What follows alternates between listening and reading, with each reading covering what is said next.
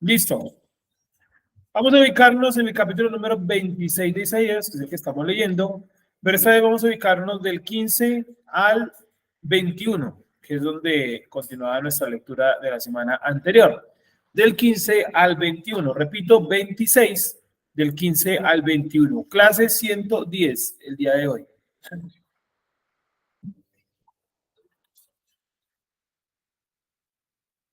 Y dice de la siguiente manera. Incrementaste. Ay, pero vamos a esa luz de allá, por favor, que se ve oscuro ahí. La de la mitad, creo.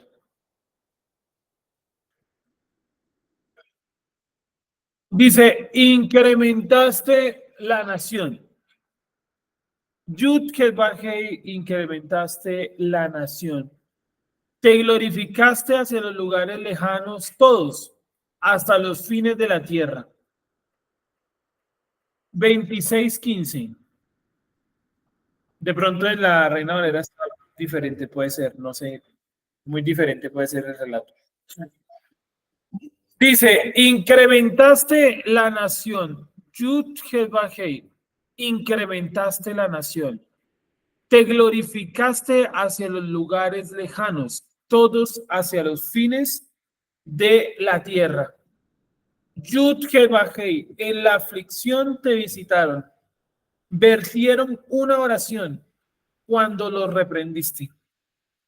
Como una mujer que está encinta, en pánico y grita en sus dolores, así grita sus dolores, así hemos estado frente a ti. Yud Bajei. Concebimos en la aflicción. Buenos días. Concebimos en la aflicción.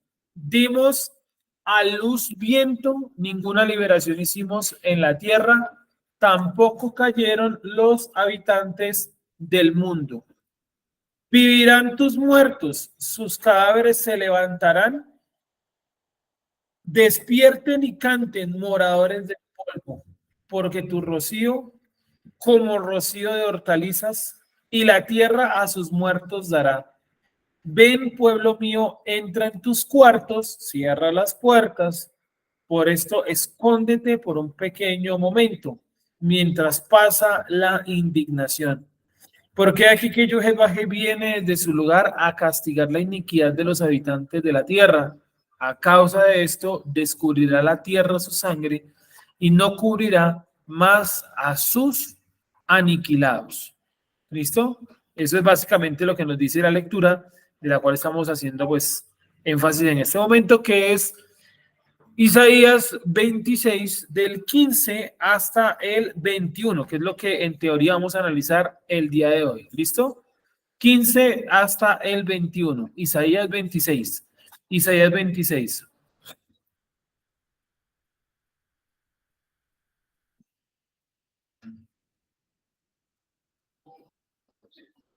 ¿Listo? Vamos a volver a leerlo para que quede, pues, digamos, y la podamos ver un poco mejor. 26:15.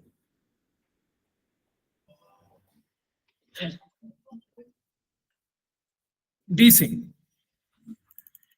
incrementaste la nación, ¿cierto? Así arranca diciendo, incrementaste la nación. Y repite lo mismo, incrementaste la nación. Te glorificaste hacia los lugares lejanos hasta los fines de la tierra. Y en hebreo ustedes pueden ver la repetición de los términos. Yasaftá lagoy yuhebajei, Yasaftá lagoy.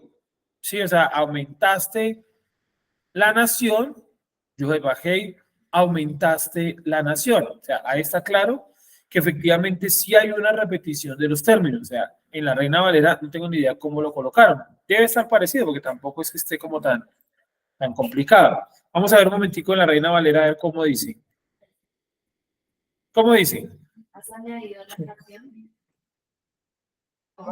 ¿Has añadido la fracción? Está la repetición, ¿no? Ah, bueno, la Reina Valera veo que también. Aumentaste el pueblo, oh creador, aumentaste el pueblo. Bueno, está similar. Seguimos.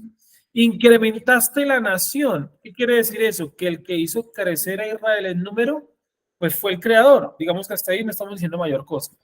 Y dice, incrementaste la nación. Entonces está dos veces la situación. Recuerden que cuando algo se repite dos veces es porque es firme y no tiene cambio esa acción, ¿no? Como cuando dice Samuel, Samuel, que lo llaman dos veces, ¿cierto? Moisés, Moisés, dos veces, ¿ok? Incrementaste la nación, o sea, el que nos hizo crecer fue el creador. Podríamos sugerir también que ese incremento de la nación tiene dos temporadas. El primero es antes de la dispersión y después de la dispersión. Por eso estaría dos veces. Incrementaste la nación antes de la dispersión, incrementaste la nación después de la dispersión. Puede ser una interpretación. Entonces, incrementaste la nación, Yuhebahei, incrementaste la nación, ¿cierto? Te glorificaste hacia los lugares lejanos todos, hasta los fines de la tierra, hasta los fines de la tierra. ¿Listo? Entonces, te glorificaste hacia los lugares lejanos. Quiere decir que el crecimiento del pueblo de Israel se dio también hacia lugares lejanos como Colombia, ¿sí o no? Es decir, la nación de Israel creció tanto físicamente, obviamente espiritualmente, que se desbordaron hacia otros lugares, como por ejemplo, pongámosle Colombia, hasta los fines de la tierra. O sea, los lugares más inhóspitos tiene de trasfondo que habitantes de la nación de Israel, porque la dispersión de Israel pues fue grande y fue bastante grave, ¿sí? O sea, nos llevaron a los antepasados a muchos lugares. Allá en esos lugares ellos se mezclaron con los locales y llevaron, digamos, el mensaje de la Torá, y al día de hoy lo encontramos en muchas naciones, ¿no? Es como las naciones asiáticas. En casi todas las naciones asiáticas los antepasados eran hebreos. Y yo diría, ¿pero por qué? Porque los babilonios y los asirios llevaron a los israelitas a muchos lugares. Acuérdense que incluso en el libro de Reyes, Segunda de Reyes 17, nos menciona, Segunda de Reyes 17, nos menciona que el Creador llevó a los hijos de Israel a Kuta y a Jávila, que son lugares en la tierra de la India. Y ahí hay lugares en la India, creo que la esposa de se ha dado un documental que se llama Las 12 tribus de Israel. No, las 10 tribus perdidas de Israel se llama, donde muestran cómo en Asia, en muchos lugares que uno no esperaría, han encontrado antepasados hebreos de esas tribus, ¿no? Como Samarcanda, que era una ciudad clave en la actual Kazajistán, donde era el centro de la ruta de la seda, ¿no? Samarcanda, que significa la ciudad de los samaritanos. O sea, ahí está la huella de los israelitas, ¿no? Incrementaste la nación, Yuhebahei, incrementaste la nación. Te glorificaste en los lugares lejanos todos, hasta los fines de la tierra. O sea, él llevó ese incremento del pueblo por su gloria hasta los lugares más lejanos de la tierra, del planeta me refiero. ¿Sí? Y ya hemos dicho varias veces que Colombia podría ser incluso uno de esos lugares lejanos. ¿Listo? 16. Yuhebahei, en la aflicción te visitaron. ¿Quién visitó en la aflicción al Eterno? O sea, hay que seguir el hilo de la lectura, ¿no? Arriba dice que Dios incrementó a la nación y en el 16 dice que lo visitaron. ¿Quién visitó al Creador? Pues la nación. Los miembros de la nación visitaron al Creador. Acá no dice que el Creador los visitó. Por eso es lo que dice Deuteronomio, si volvieres, entonces el Eterno volverá. Es decir, lo primero que yo tengo que hacer es volver al Creador para que Él vuelva a mí. Obviamente, para yo volver al Creador, hay Nakhan, o sea, que Dios me dé el arrepentimiento que viene de lo alto. Por eso los dos arrepentimientos, ¿no? Nakhan, ¿qué es Nakhan? Es arrepentimiento de lo alto, ¿no? Y Shub, ¿qué es? Volver, ¿cierto? No va a ser más lo malo. Esa es la acción que yo tengo que hacer después del Naham, ¿correcto? Yuhebahei, en la aflicción te visitaron. ¿Quiénes? Sería la pregunta. ¿Quiénes fueron los que visitaron en la aflicción a Yuhebahei? Pues la nación, que fue dispersada hasta los confines de la tierra. Vertieron una oración cuando los reprendiste. Es decir, Israel entendiendo que fue lanzado a el exilio a causa de qué? Pues de su mal comportamiento. Vamos a ver estas dos citas en el 16. Deuteronomio 28:62. Entonces, en Isaías, capítulo 26, versículo 16, van a colocar la cita Deuteronomio 28:62. Y vamos a anotar de una vez la otra que ya la vamos a ver. Deuteronomio 30, del 1 al 5. ¿Listo? Vamos a ver primero Deuteronomio 28:62. Deuteronomio 28:62. Esperando lo que me escuchen bien ahí. Voy a cambiarme aquí de página para poderles mostrar a ustedes también pues, de lo que se trata esto. Esos dos versículos son de... Sí, son la concordancia de ese pasaje. No sé si la Reina Valera esté, tal vez sí. ¿Están ahí en la Reina Valera? ¿Si tienen concordancia? ¿Están allá, bueno, y que la tuya tiene concordancia? ¿No? Bueno, 28:62. Entonces, acuérdense, ¿qué hemos dicho hasta acá? Dios expandió, hizo crecer a la nación de Israel y la llevó lejos. Pero allá estando lejos, la nación volvió al Creador o volvería al Creador. Es lo que dice el 28:62. Y quedaréis pocos en número. Un texto que hemos leído hace poco en otro chaval. En lugar de haber sido como las estrellas del cielo en multitud, por cuanto no obedeciste la voz del Creador, tu Dios.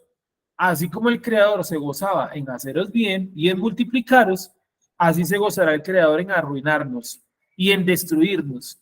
Y seréis arrancados de sobre la faz a la cual entraréis para tomar la posesión de ellas. Y viene el 64, que es como el clave. El Eterno te esparcirá por todos los pueblos, desde un extremo de la tierra hasta el otro extremo. Es decir, en todos los lugares donde hay una nación, un grupo de personas, ahí también hay israelitas. ¿Vale?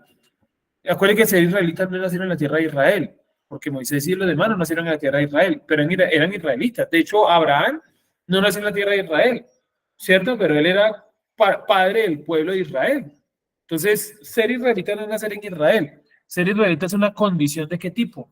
Espiritual. Y además de espiritual, de elección. O sea, nosotros somos israelitas porque nos eligieron, no porque yo quiera ser israelita. ¿Sí?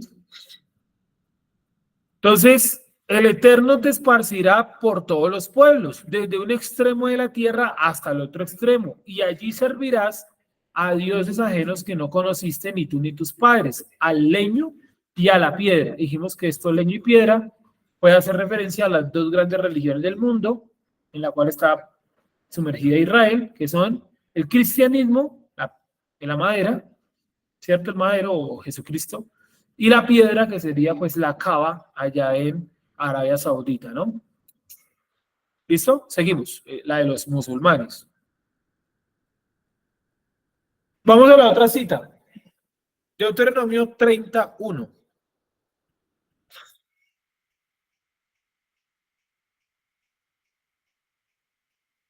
¿Listo? 31, como dice, sucederá, Deuteronomio 31, sucederá que cuando hubieren venido sobre ti todas estas cosas, la bendición y la maldición que he puesto delante de ti, y te arrepintieres en medio de todas las naciones a donde yo te hubiera arrojado, el Creador tu Dios, y te convertieres a el Creador tu Dios y obedecieres a su voz conforme a todo lo que yo te mando hoy, tú y tus hijos con todo tu corazón y con toda tu alma, entonces el Creador hará volver a tus cautivos y tendrá misericordia de ti y volverá a recogerte de entre todos los pueblos a donde te hubiere esparcido el Eterno tu Dios, aun cuando tus desterrados estuvieren en las partes más lejanas que hay debajo del cielo. Sí, obviamente es una referencia a Isaías, o Isaías más bien se basa en todo esto. De allí te recogerá el Creador tu Dios y de allí te tomará. Pero algo interesante es que al final del versículo 2 dice, con todo tu corazón y con toda tu alma. ¿Qué palabra utiliza para alma ahí? Que fue el tema de la semana anterior. ¿Cuál utiliza para alma ahí? Nepesh. Muy bien, miremoslo, verifiquen ustedes ahí mismos que esta sea pues, lo que dice, ¿no?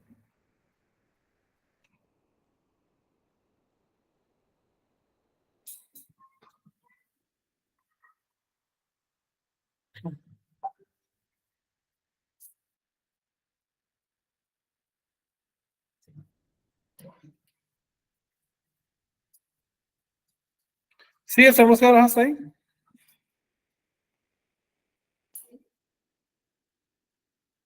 Bien.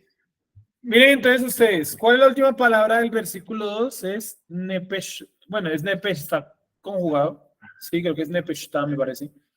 Pero es nepesh. Es decir, aquí está hablando de lo que hablaba la semana anterior Isaías, donde Isaías dice, yo te buscaré con mi alma y con mi espíritu. Entonces uno diría, ay, son diferentes. Claro que lo son diferentes. Alma, ¿a qué hace referencia? A los instintos. Acuérdense que en la Torah, en el estudio que estamos haciendo en 3 semanas, los miércoles que ha sido jueves y martes, y que esta semana probablemente también sea martes o jueves, sí, en ese estudio lo hemos visto, cómo, cómo dice que Adán vino a ser un Nepesh Hayá, es decir, un alma que está sometida ¿a qué? A las emociones o los instintos, ¿sí? Nepesh Hayá. Entonces, podemos ver acá en el 30 cómo dice que cuando busquemos al Creador con toda nuestra alma, y en la clase anterior de Isaías dijimos que buscar al Creador con el alma es lo más complicado que hay, porque escoger los instintos y colocarlos al servicio del Creador. Sí, entonces ahí es donde se complica. Y vimos que por eso otras religiones y el judaísmo también han tomado, por ejemplo, la cuestión del ayuno, que es dominar una parte de los instintos, que es que fundamentalmente la comida. Sí, aunque con el ayuno es muy sabido que se pueden controlar otros instintos, como por ejemplo la sexualidad, el sueño, a partir del ayuno. O sea, el ayuno es una técnica, por eso tiene milenios de antigüedad y que ayuda a controlar la máquina que llamamos cuerpo. ¿Correcto? Entonces, vamos nuevamente a Isaías.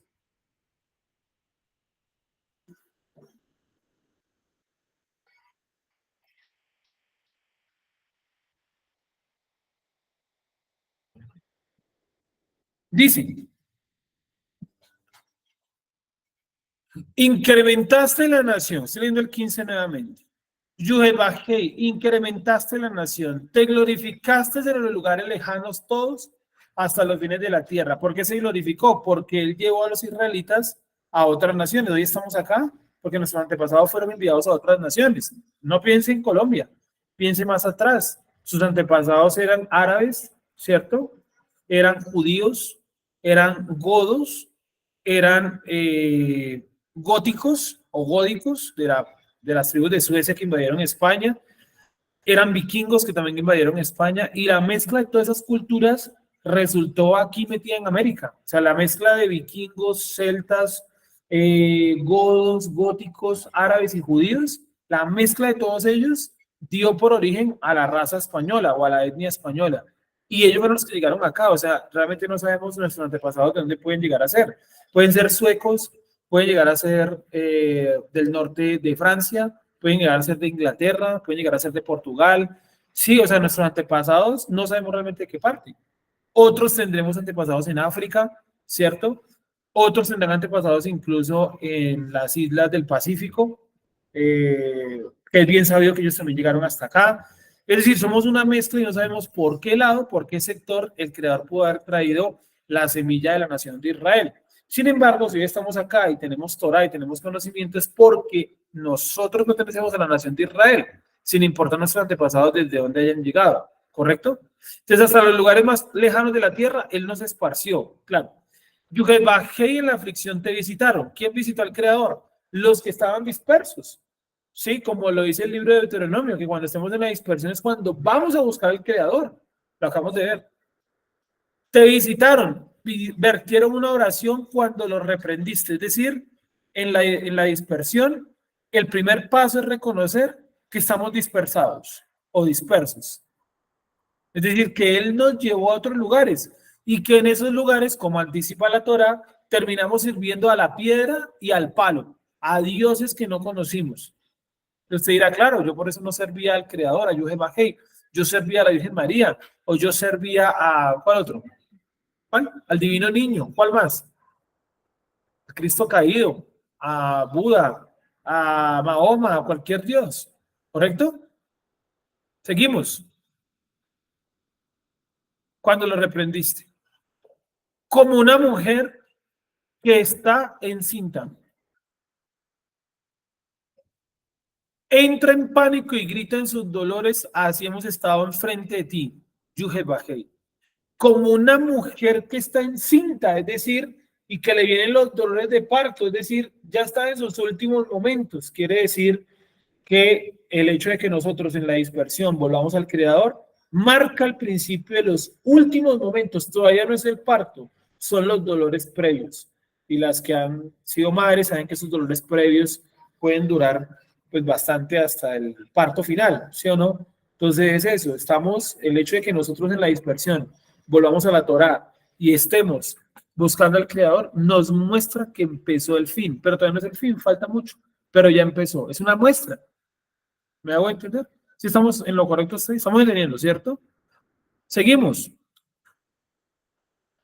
Como una mujer que está encinta entra en pánico y grita en sus dolores, así hemos estado enfrente de ti, Yud Hedbahei. Concebimos en la aflicción, dimos a luz viento, es decir, nosotros aquí en la dispersión tuvimos, digámoslo así, un crecimiento, ¿sí? Vamos a tener un crecimiento. Sin embargo, ¿qué pasa? Ese crecimiento va a ser temporal, y acá dice por qué. Dice porque ninguna liberación hicimos en la tierra, porque nosotros en la dispersión no podemos determinar qué sucede en la tierra de Israel. Sí, o sea, miren todo lo que habla Isaías describiendo nuestra actualidad. Sí, es impresionante, el libro de Isaías tiene todo. Concebimos en la aflicción, o sea, en el destierro tuvimos un crecimiento. Dimos a luz viento. Sí, es decir, a pesar del crecimiento, llegó un momento donde esto va también a pasar. Y ya ha sucedido. Por eso tenemos que aprovechar el momento, el cuarto de hora que Dios nos da. Porque ya ha sucedido en otros lugares, en otros momentos de la historia. Yo lo vengo diciendo hace tiempo, ¿cierto? En otros lugares tuvieron Torá. En otros lugares estudiaron Torá, aprendieron Torá, llevaron los mensajes de la Torá, produjeron una cantidad enorme de conocimiento y terminó, porque Dios cerró la llave. ¿Sí? Y aquí a nosotros nos va a pasar lo mismo. Yo no sé si en esta generación o en la siguiente, dentro de 4 o 5 generaciones, no sé, pero esto también va a crecer, la Torá, ¿cierto? Va a tener un auge fuerte. Ese es el proceso que han tenido todas las comunidades hebreas a lo largo de la historia. Tienen un avance fuerte, tienen un pico. En España, pongamos el ejemplo de España. En España, para que la Torá prosperara, Dios tuvo que sacar a la mala a una tribu que estaba metida ahí, que eran los hispanos, ¿sí? De donde viene el nombre España. ¿Quién sacó a los hispanos? Los árabes. Entonces, para que la Torá pudiera crecer, España tuvo que estar bajo el dominio árabe. El dominio árabe en España duró aproximadamente 1000 años. Durante esos 1000 años que los árabes manejaron España, los judíos pudieron crecer y aumentar su conocimiento grandemente, porque a los árabes de aquella época, diferente a los de hoy, no les importaba absolutamente lo que otra persona creyera, siempre y cuando lo reconociera a ellos como autoridades. Sí, o sea, desde que yo dijera, bueno, el presidente líder de ese país es el califa y yo le pago los impuestos, de ahí para allá no le importaba si usted era cristiano, católico, reformista, si era judío, si era ortodoxo, no le interesaba. Entonces, como ellos aprovecharon eso, que no había persecución, claro, crecieron. ¿Y qué desarrollaron en esos 1000 años? Nada más y nada menos que todo el conocimiento del siglo de oro en España, que es la cábala, ¿sí o no? Todos los grandes de la cábala son de origen español, fue esa época, y crecieron y tuvieron un impacto fuerte en todo aquel sector, y en el siglo XVI se acabó, o sea, duró 1000 años, el Eterno con la llave abierta en España, y miren hoy en día España en qué terminó, es el país más más pobre de la Unión Europea, ¿cierto? De cada euro que gana una persona, aproximadamente 60 se van en impuestos, ¿sí? Es el único país de la Unión Europea que ha abierto, ha dado apertura a sus fronteras para la libre migración de africanos. Y eso tiene las ciudades allá abarrotadas y acabadas de un montón de gente que vive en la calle, que roban, que violan, que secuestran. Obvio, porque yo no puedo permitir que a mis ciudades de mi país entre un montón de gente más de lo que las calles pueden llegar a soportar. Lógico, ¿sí o no? Es como si nos vamos todos los colombianos de paseo a Santa Marta. Santa Marta va a implotar, ¿sí me entiende? ¿Por qué? Porque no alcanzan los hoteles, no hay suficientes baños, no hay suficiente dinero físico. Entonces hay que pensarlo. Entonces, España está desbordado hoy de eso. Tiene la identidad de género como política. Ahí es el único lugar del mundo donde usted siendo hombre se puede identificar como mujer y seguir manteniendo su identificación como hombre. O sea, es una locura. Sí, o sea, ya pasó el tiempo de España. ¿Cuál será este tiempo entonces? Yo creo que es el tiempo, entre muchos otros lugares, el tiempo de Latinoamérica, todo Centroamérica, México, toda habla hispana, estamos como llegando a ese momento de la Torá. ¿Cuánto va a durar este auge? Yo qué sé, quisiera que fuera como en España, 1000 años, pero de pronto Dios nos tiene para menos. Pero esto va a terminar un día. ¿Sí? Por eso dice acá, dimos a luz viento. Es decir, tuvieron un crecimiento, todo anduvo bien, pero llegó una generación en la cual Dios mató todo, acabó todo. ¿No nos puede dar miedo decir eso? Los avivamientos no duran para siempre. Dimos a luz viento, ninguna liberación hicimos en la tierra. Claro, porque nosotros aquí en la dispersión, ¿qué puede hacer usted por la tierra de Israel? Nada. No puede hacer nada, no puede hacer el judaísmo nada que vamos a poder hacer nosotros. Israel la decoran en Navidad, Jerusalén, perdón, la decoran en Navidad. Ahí salen las fotos en internet. Sí. He visto hasta gente disfrazada de Papá Noel. Ahí en el muro de los lamentos. Entre ahí estaba viendo un video de Israel que estaban hablando ya acerca de la temperatura. Ni siquiera era un tema religioso, era algo así como la temperatura, algo así. Y en el video de la parte de atrás se veían personas disfrazadas de Papá Noel ahí frente al muro. Y se acercaron a entrevistar a varios. Entrevistaron a, esa persona a una de esas personas que estaba vestida de Papá Noel y estaba hablando del clima, del frío y eso, pero pues obviamente ahí lo vemos, ¿no? O sea, nada hemos hecho por la tierra y no vamos a hacer absolutamente nada porque no podemos. Dios nos tiene lejos. Si la gente que vive allá no puede hacer nada, ¿se acuerdan las cosas que vimos del Estado de Israel? ¿Qué pueden hacer las comunidades judías allá? Nada. ¿Qué les toca? Encerrarse en sus barrios, colocarle muros a los barrios, colocar rejas a la entrada de los barrios para que puedan ellos medianamente hacer lo que pretenden hacer en la Torá. Y acuérdense lo que decía el rabino no, sí, bueno, era un rabino que salió en el video, ¿no? Donde el tipo decía que ellos allá han tratado de aislarse y él dice que la culpa también es de ellos, porque muchas de las personas que van a la tierra de Israel, en lugar de aprovechar para cumplir la Torah, dicen, no, con la kippah me basta, no, yo a Shabbat no voy porque igual ya estoy en la tierra de Israel, ¿sí? Entonces él dice que eso también era culpa de los israelitas, que no le han puesto como seriedad a la cosa, tal cual. Entonces, ninguna liberación hicimos en la tierra, tampoco cayeron los habitantes del mundo. O sea, nosotros no pudimos ni libertarnos a nosotros en estos lugares, ni libertar la tierra. Obvio, estamos en una doble oposición. O sea, lo que hicieron nuestros antepasados fue grave, y nosotros también.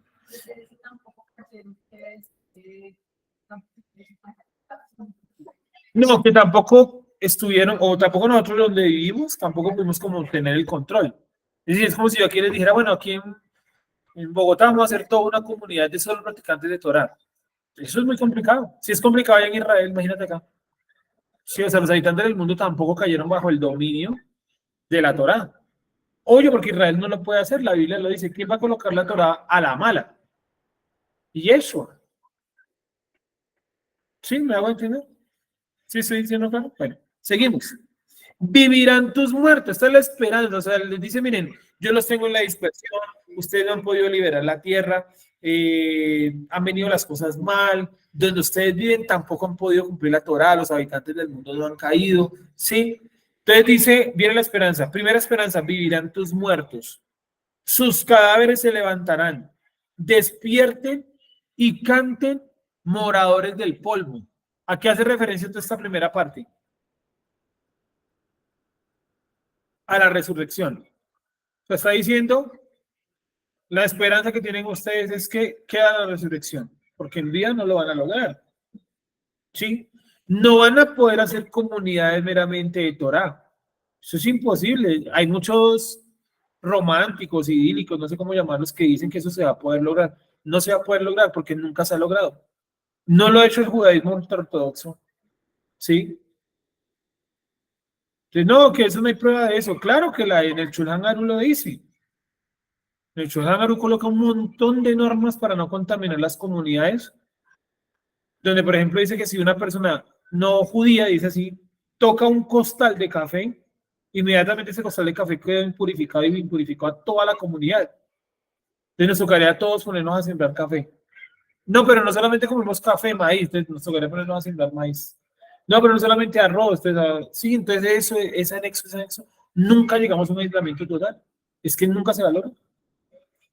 Nuestro pueblo nunca lo ha logrado. Y esa es una muestra, ¿cierto? Que no nos preocupemos, que la esperanza es que vivirán nuestros muertos, sus cadáveres se levantarán, despierten y canten moradores del polvo, porque tu rocío, o sea, la presencia del Creador, como rocío de hortalizas, y la tierra a sus muertos dará. O sea, es una esperanza que nos da. ¿La esperanza de qué? De la resurrección de los muertos, ¿correcto? Ven, pueblo mío, entra en tus cuartos, cierra tus puertas. Por esto escóndete por un pequeño momento mientras pasa la indignación. Porque aquí que el Creador viene desde su lugar a castigar la iniquidad de los habitantes de la tierra. A causa de esto descubrirá la tierra su sangre y no cubrirá más a sus aniquilados. Leamos un momento la siguiente cita para devolvernos ahí un poquito.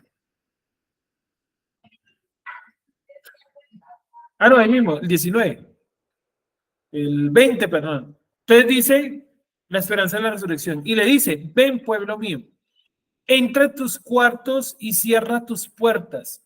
Por esto, escóndete por un pequeño momento mientras pasa la indignación. Porque he aquí, es decir, el 20 y el 21 están unidos. Y el 20 y el 21 nos muestran una sola realidad. O sea, en el 20 Dios dice, escóndanse, ocúltense. ¿Por qué? Porque el Eterno viene de su lugar a castigar la iniquidad, ¿correcto? Es decir, el 20 no es un versículo suelto, está ligado al 21, donde Dios dice, entra en tus cuartos, cierra tus puertas. ¿Por qué? Porque yo vengo desde mi lugar. ¿Quiere decir que ese entrar en el cuarto y cerrar la puerta es para hoy? Les pregunto. ¿Tienes una pregunta? Mira. Bueno.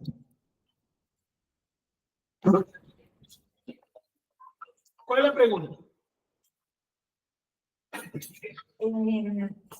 Cuando dice que, bueno, que se entiende que la indignación, esa indignación se puede entender como ese cerrar llave, o sea, como que ya no, de lo que estamos hablando ahorita, Ah, ya. que como que le abre la puerta para el conocimiento, el estudio, el auge, y llega un momento en que cierra la llave, se puede entender o, digamos, asociar con esa indignación, con ese tiempo en el que cierra la llave y le dice, como estés quieto, que ahora vengo yo, algo así. Puede ser, y también la indignación, pues por todo lo que ha pasado, ¿no? Todo lo que pasa día tras día, toda la maldad. O sea, sí, eso se entiende así por encima, pero de fondo se podría relacionar este cerrar llave Claro. con ese dicho que tenía ese tiempo. Claro, él cierra llave donde precisamente él ve que la cosa no está prosperando, ¿no? Por eso Yeshua dice una parábola. Dice aquí una parábola, no, una enseñanza de aquí, el hacha está puesta al pie de los árboles. El árbol que no da buen fruto, que se ha cortado y que se ha lanzado al fuego. Pues eso lo utilizan para hablar del infierno.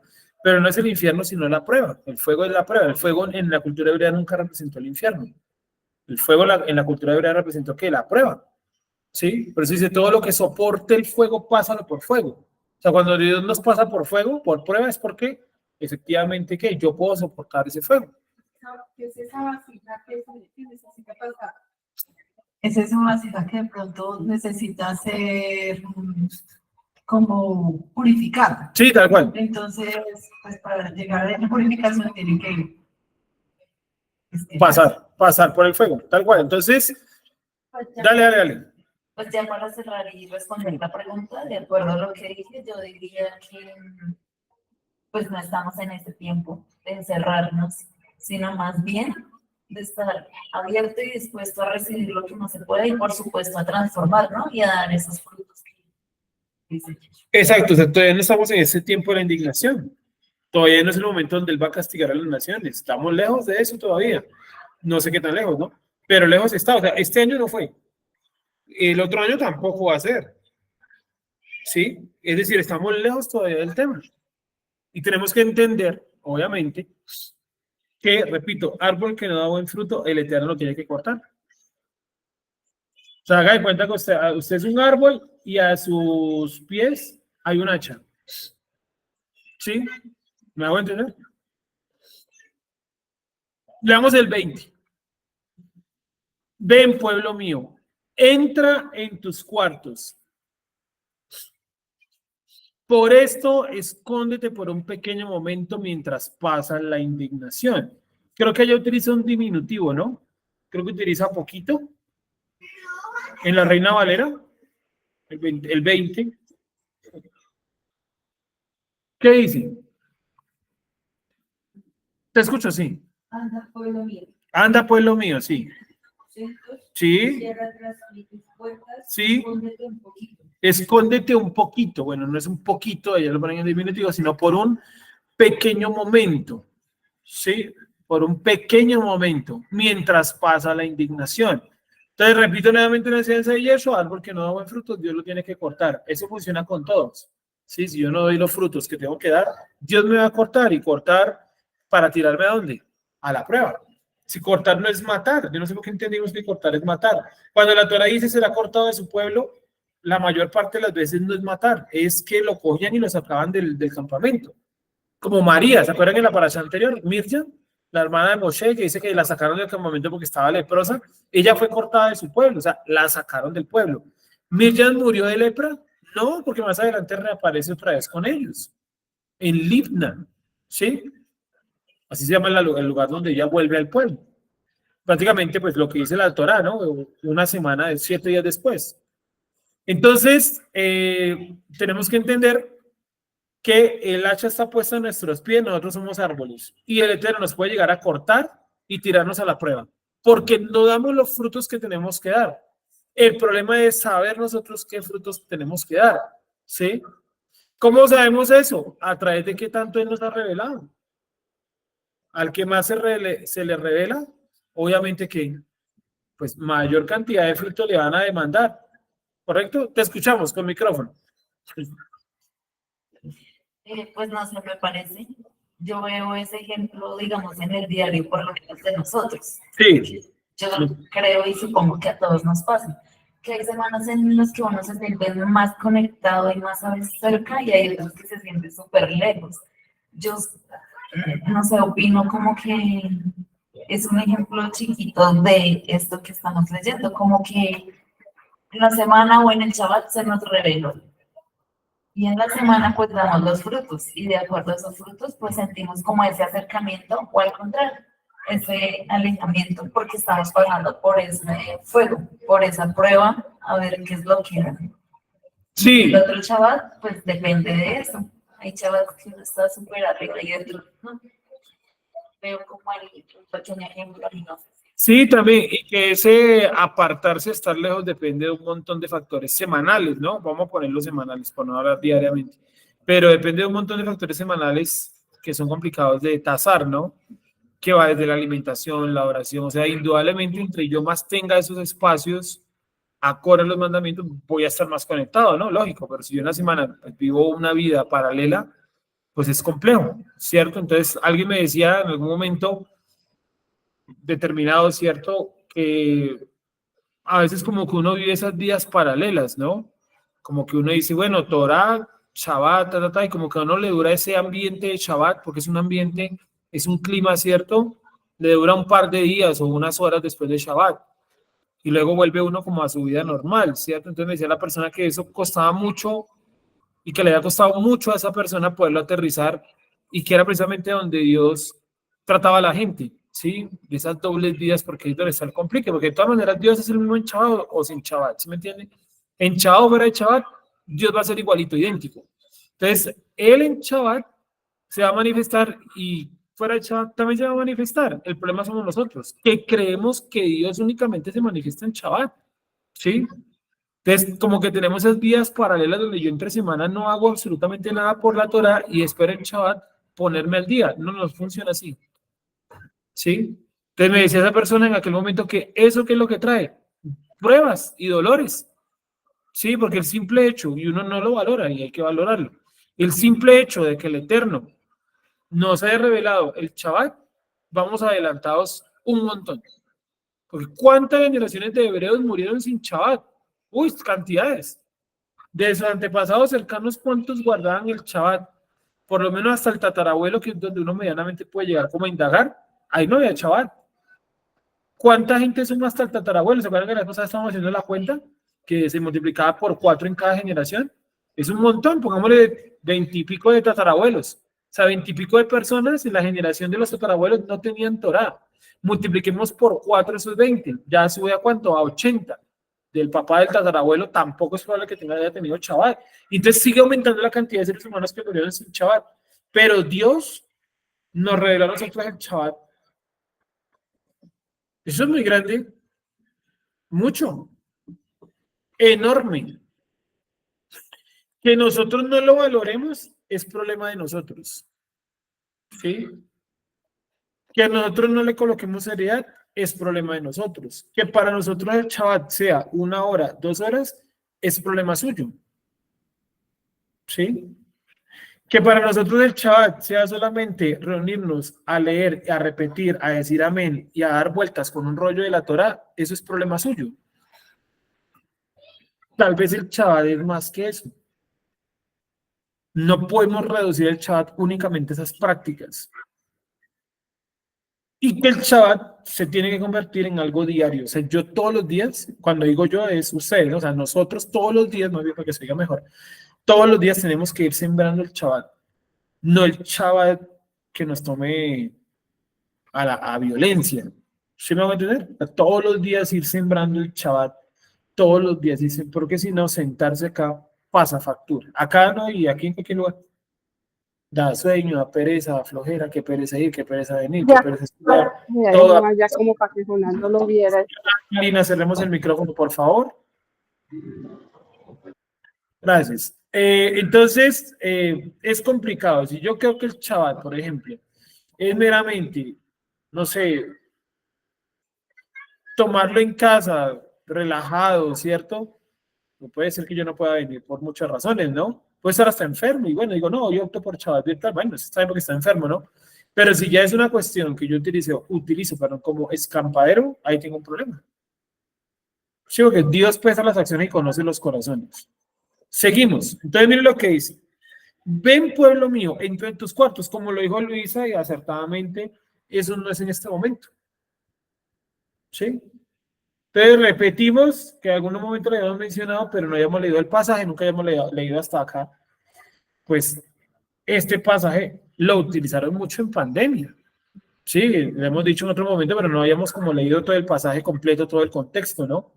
Donde la gente decía que había que encerrarse porque Dios estaba muy indignado. Dios siempre está indignado, ¿sí? Y tiene toda la razón para estar indignado. Él está indignado desde el momento que comieron el fruto prohibido. Desde ese momento es el primer momento en el que Dios aparece enojado, ¿sí o no? Y luego se indigna con Caín, que es un tema bien interesante también. Claro, porque por algo nos colocó en estos cuerpos, ¿no? Sí, porque al escuchar como dices, le decían, bueno, pero ¿qué es lo que le echaste por usted? O sea, ¿cuándo en qué momento le hizo para que usted esté así como tan?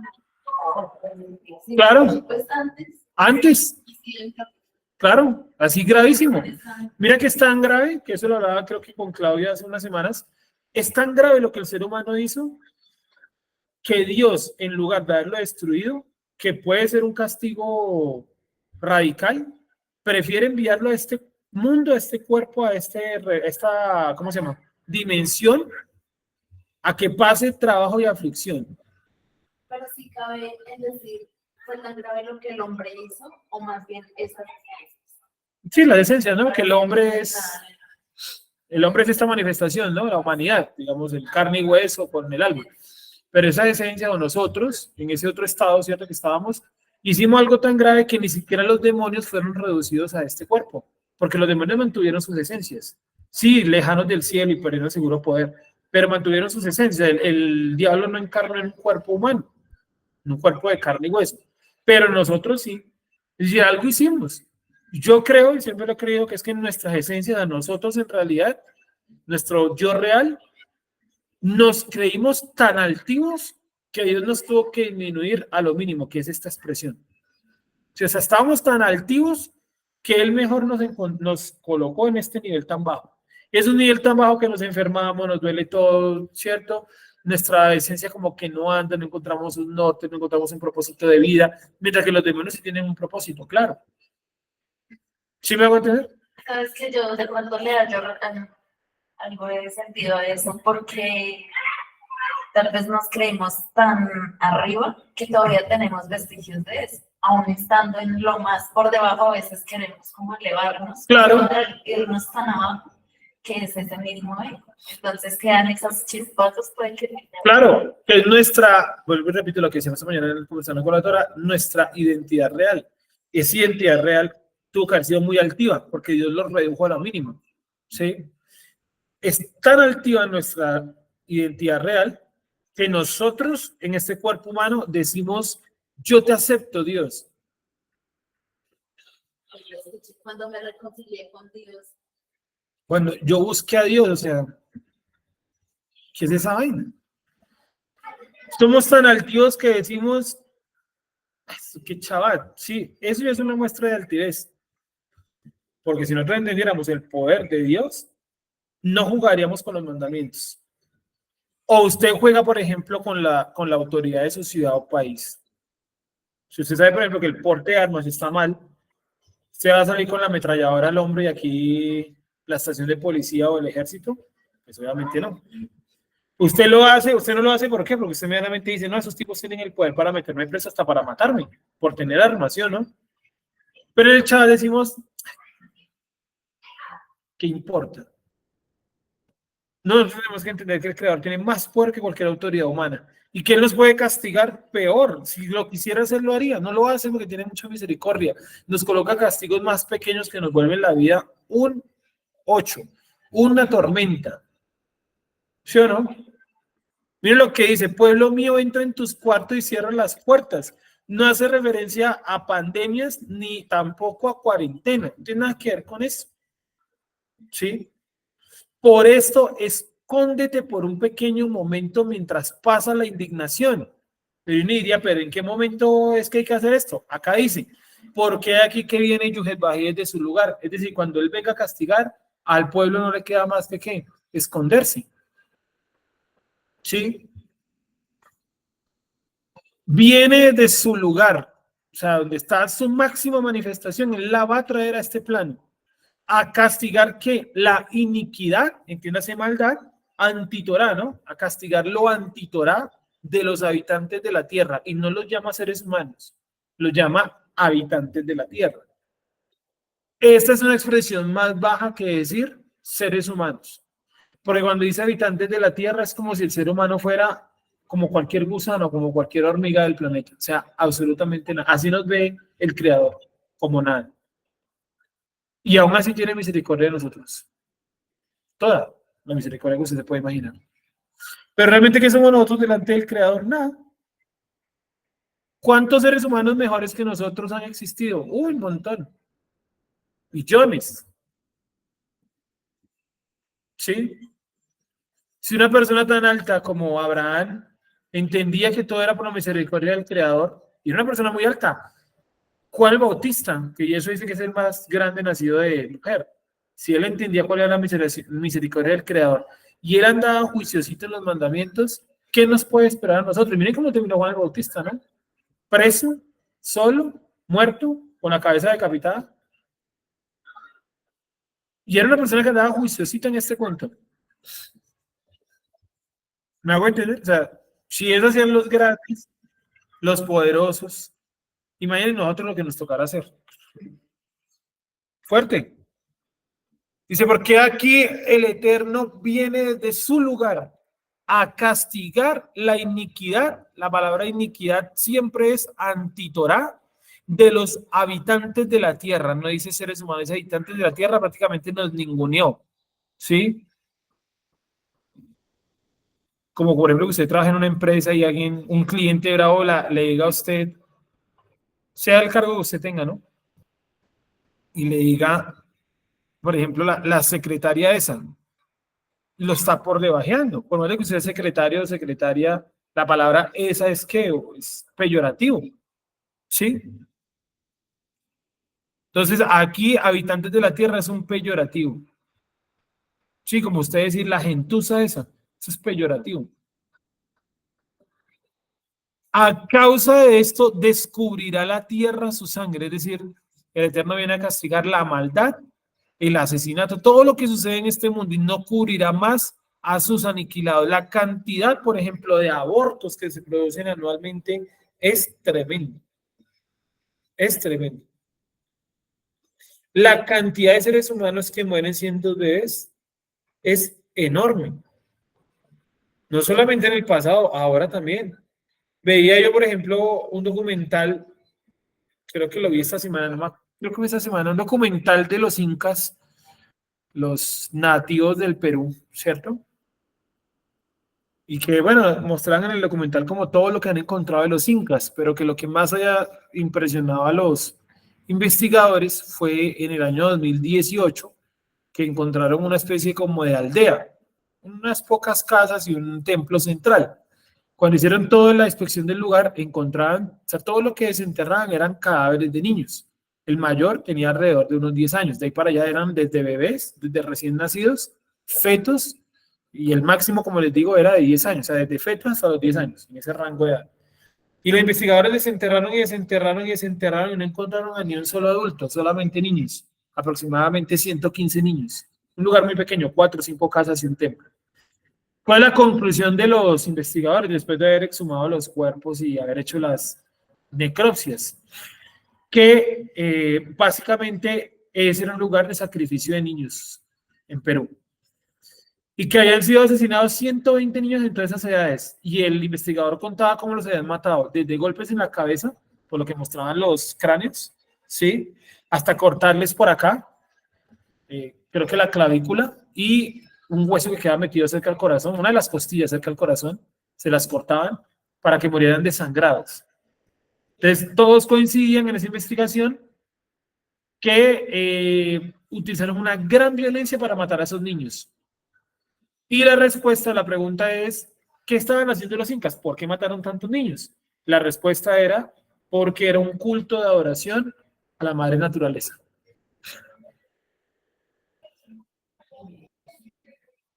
Y años después de eso, pues vino la colonización española, ¿no? Y uno dice, venga, ¿y por qué los españoles, algunos, no todos, entiéndase, algunos españoles, no todos, fueron tan crueles con los indígenas? ¿Qué estaban pagando los indígenas?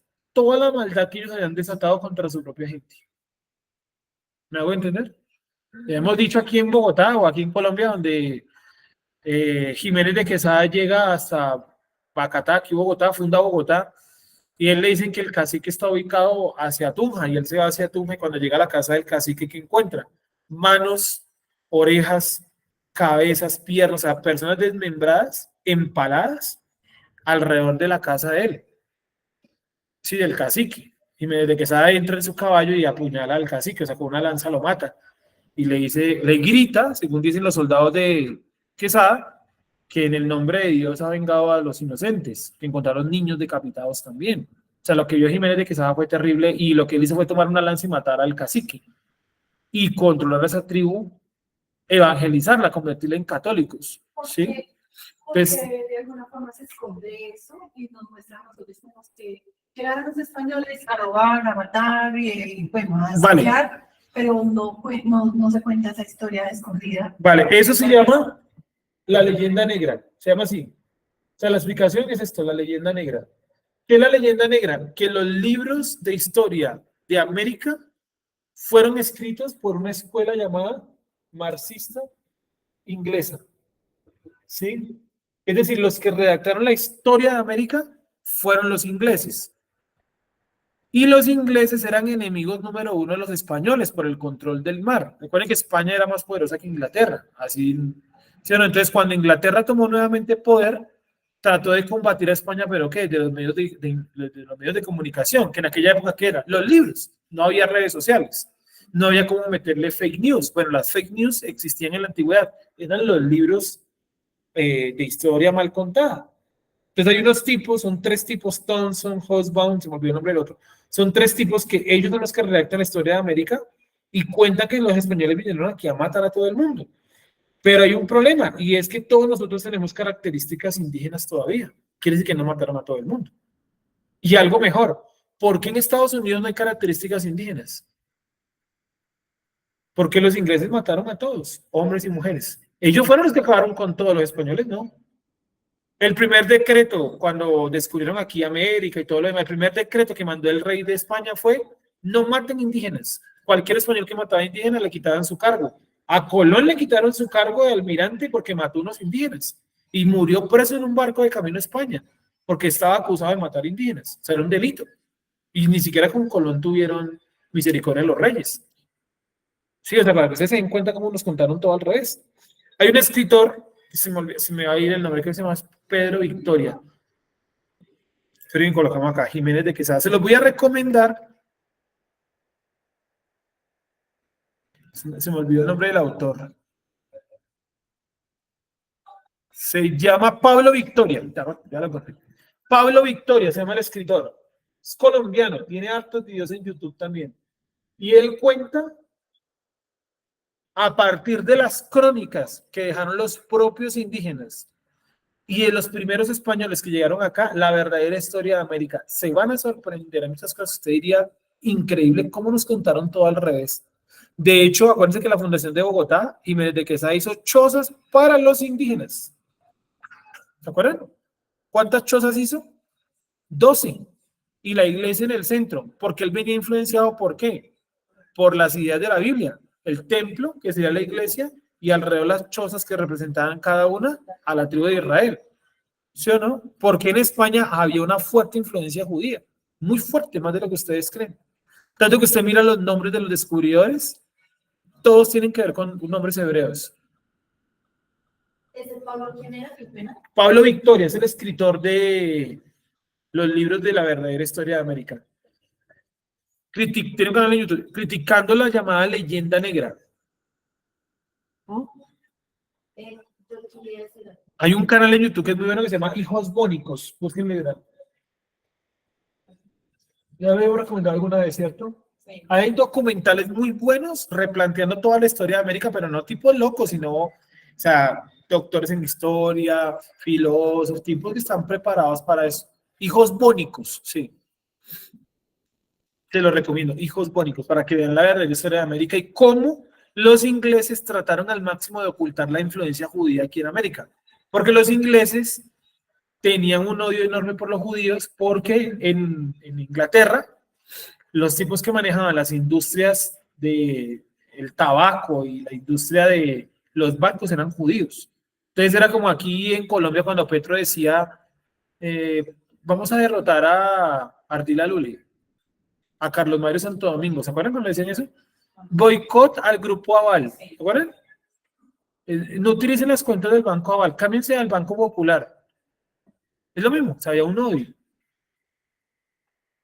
injustificado hacia los judíos. ¿Me hago entender?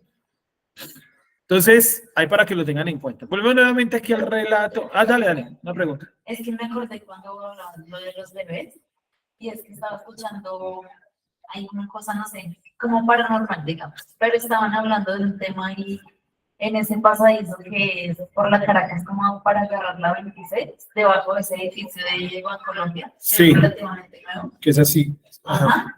Entonces el señor que pues narraba eso es de los que ayudan a los habitantes de calle que se meten como en ese mundo. Y él decía que algo muy fuerte se sentía en ese lugar y hallaron con que hay un lugar específico ahí donde las mujeres hacen sus abortos ahí, que entierran a los bebés ahí y que han encontrado muchos fetos, muchos. Y que entonces pues él se ponía a hablar con las peruanas. Obviamente todo por el vicio, porque también eso es un culto, yo lo veo claro. Totalmente esclavos a eso. Y decían que sí, que ellas mismas iban y se hacían eso ahí. Imagínate. Y ponían, o sea, lo que haya que hacer, y se enterraban ahí, y que nadie podía decir nada, sin embargo, todos saben que ese lugar está dispuesto para los abortos clandestinos. Pero loco, entonces, volvemos nuevamente al tema, mencionamos lo de los indígenas porque uno dice, bueno, ¿y por qué los indígenas, algunos españoles fueron tan crueles con ellos? No todos, pero algunos sí fueron muy crueles. ¿Qué estaban pagando ellos? La maldad que habían desatado en sus propios territorios contra su propia gente. Sí, antropofagia, o sea, canibalismo, asesinato de menores, violaciones, abuso, o sea, de todo tipo de cosas que ustedes se pueden imaginar. Los indígenas estaban totalmente aquí en la maldad pura. Eran muy pocos los indígenas, o las tribus más bien, porque hablar de indígenas es muy complicado porque individuos, pues, difícil, ¿no? Pero las tribus eran muy poquitas las que medianamente tenían como algo de civilización. Casi todas eran salvajes, pero impresionantemente, ¿sí? Entonces, volvemos nuevamente. Hoy en día estamos, digamos, llevando la responsabilidad de los actos anteriores, de generaciones anteriores, ¿sí? ¿Me hago entender? ¿Estamos entendiendo hasta ahí? Entonces, ¿por qué a nuestro país le ha venido o le llegan malas horas? Sí, esta o cualquier otra. Estamos pagando todo lo que hemos sembrado. No puede haber paz en un país donde hay desaparecidos 300.000 personas. ¿Cómo va a haber paz en un país así? Sangre, ¿sí o no? Aquí lo que está criticando eso, dice, a causa de esto la tierra descubrirá la tierra su sangre, ¿cierto? ¿Cuántos muertos han dejado las guerras bipartidistas en este país en el siglo XIX? En el siglo XX las guerras bipartidistas, nuevamente, la violencia, la dictadura militar de Rojas Pinilla. ¿Cuántos muertos dejó el narcotráfico aquí en Colombia del 74 al 91, que muere Pablo Escobar, ¿no? A propósito, hoy es un aniversario de la muerte de Pablo Escobar, ¿no? 2 de diciembre del 23. Entonces, si me acuerdo por la fecha. Entonces, ¿cuántos muertos ha dejado, por ejemplo, los paramilitares, las guerrillas, la delincuencia común? O sea, en este país es una gran tumba, ¿sí me entiende? Y en un país con esas características, que haya paz es prácticamente imposible. Primero tendríamos que resolver, y nunca va a suceder, todos esos muertos, meter a la cárcel a todos los involucrados, no darles curules. O sea, es al revés. ¿Cómo le vamos a ver? Imagínense los nazis, imagínense los sobrevivientes de los campos de concentración. No, ¿sabe qué? Perdonemos a los nazis. ¿Cómo lo vamos a perdonar? Dándoles unas curules en el Estado de Israel. No, a todos los tuvieron que hay que capturar y matar. Obvio, ¿sí o no? Es así. Por lo menos trato de partir de la justicia que haya. En este país no puede haber paz y nada va a cambiar, y eso para todos los demás países. O sea, que no solucionen sus problemas de vieja data, los países no se van a recomponer. ¿Me hago entender? Seguiremos arrastrando esas problemáticas de generaciones atrás. Ahí seguimos. Y para terminar, ¿por qué aquí que Yudhe Bajei viene desde su lugar a castigar lo antitorá de los habitantes de la tierra? A causa de esto descubrirá la sangre su tierra. Ve, la tierra su sangre, perdón. Descubrirá la tierra su sangre. Y no cubrirá más a sus aniquilados. Cientos de personas, millones de personas que han sido aniquiladas, ¿no? Primera Guerra Mundial, 40 millones de muertos, perdón, 40 millones de muertos. Segunda Guerra Mundial, 70 millones de muertos. O sea, ¿quién respondió por todas esas muertes? ¿Qué hizo la humanidad para corregir todas esas muertes? ¿Sí? ¿Me hago entender? ¿Preguntitas hasta ahí? Sí, dale con micrófono, por favor, que es que no se oye casi por la bulla.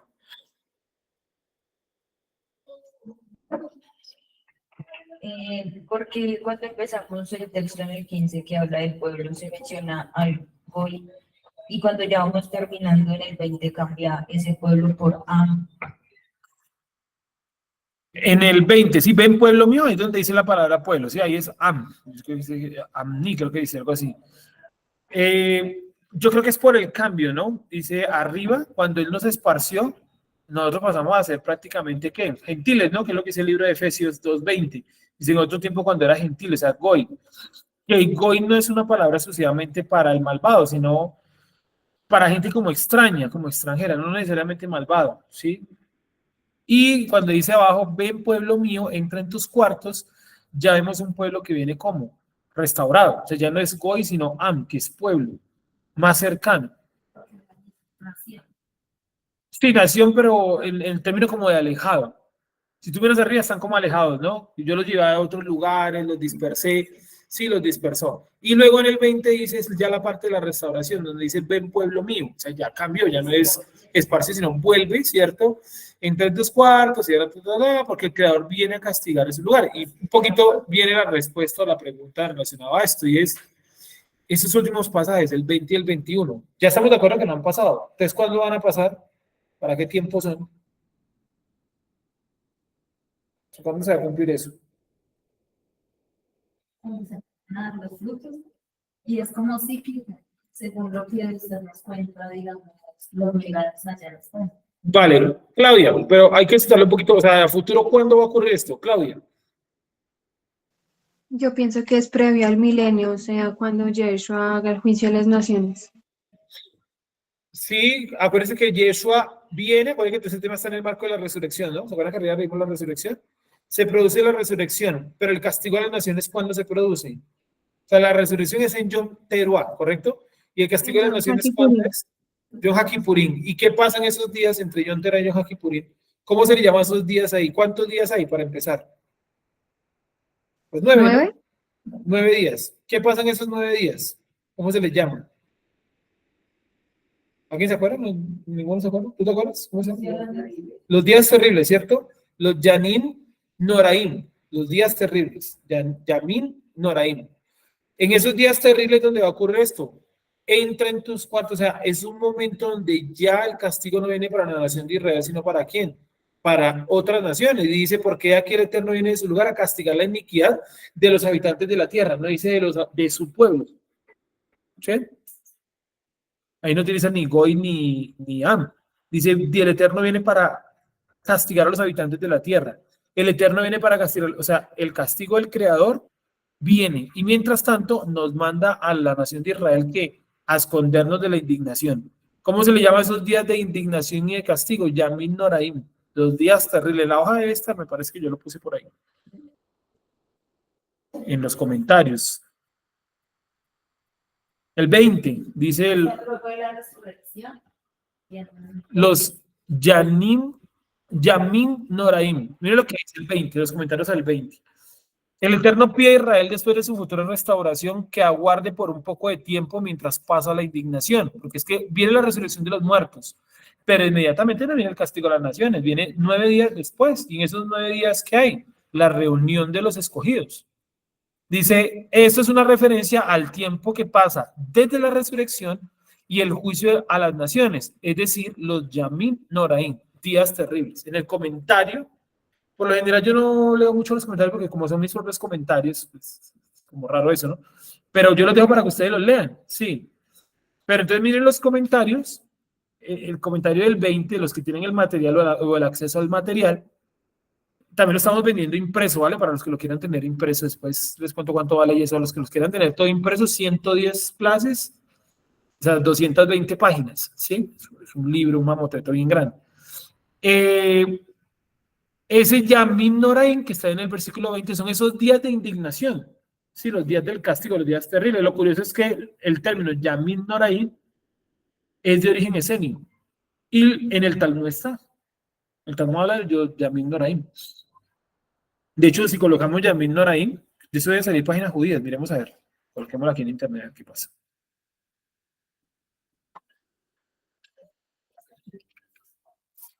Me salió la página de Jabat. Dice los Yanim Noraim. Dice los Yanim Noraim o los días de penitencia. Ahí colocamos una explicación. Está re larga, no la voy a leer. Dice la Mishnah, nos lo explica en el apartado de Abot. Todo aquel que lleva a cabo un mandamiento adquiere automáticamente un abogado defensor, mientras que cada uno que comete un pecado adquiere inmediatamente un acusador. De aquí se implica que la posibilidad de ser absuelto está directamente relacionada con el balance entre nuestras buenas acciones y nuestros pecados. Sí, ahí está explicado. Dice que desde el mes de Elul, desde Rosh Hashanah, dice, estos días están comprendidos desde Rosh Hashanah, o sea, Yom Teruah, estamos hablando de judaísmo, ¿no? Y Rosh Hashanah, hasta Yom Kippur. Y también es un tiempo en el cual yo estoy llamado al máximo arrepentimiento para que en Yom Kippurim no me castiguen. Sí, bueno, ahí le metí Yom Kippurim, porque dice Yom Kippur, ¿no? Dice, porque en Yom Kippur para que Dios no me castigue. Dice, estos días los evidenciamos cuando Moisés bajó y vio a los judíos, dice acá, judíos, bueno, no sé, adorando al becerro de oro, ¿cierto? Desde el momento en el que él vio esto hasta el momento que él sube por las tablas nuevamente, ocurren los Yamim Noraim, los días del castigo, que dejó un total de 25.000 muertos. Y coloca la cita de la Torá. Eso. Y lo estoy leyendo de Jabat, no lo estoy leyendo de un comentario mío. Seguimos para terminar.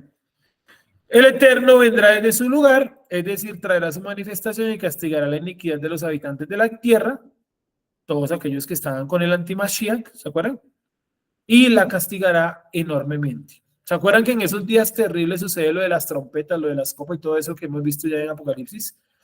Que ahí dice cosas muy terribles, ¿no? Muerte, bueno, un montón de cosas que es difícil de traer a colación. ¿Preguntas hasta ahí? ¿Algunas dudas hasta ahí?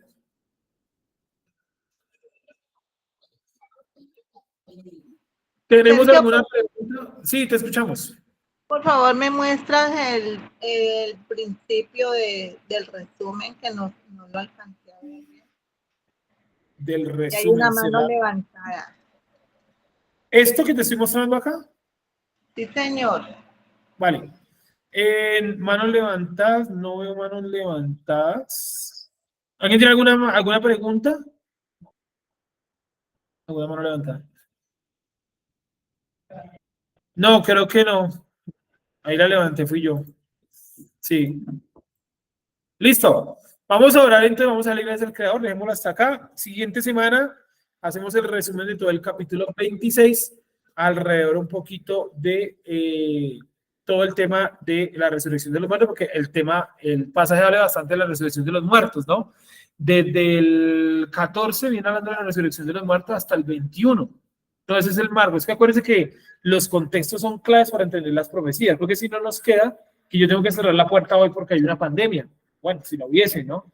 Y no, resulta que es en el contexto de qué? De la resurrección de los muertos. No tiene nada que ver con pandemias. ¿Correcto? ¿Qué estamos entendiendo?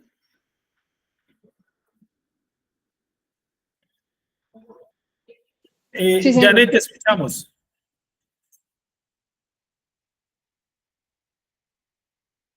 Creo que se le levantó solo la mano, aunque aquí deja el comentario y dice, ¿puedes dejar un momento las conclusiones para tomar nota?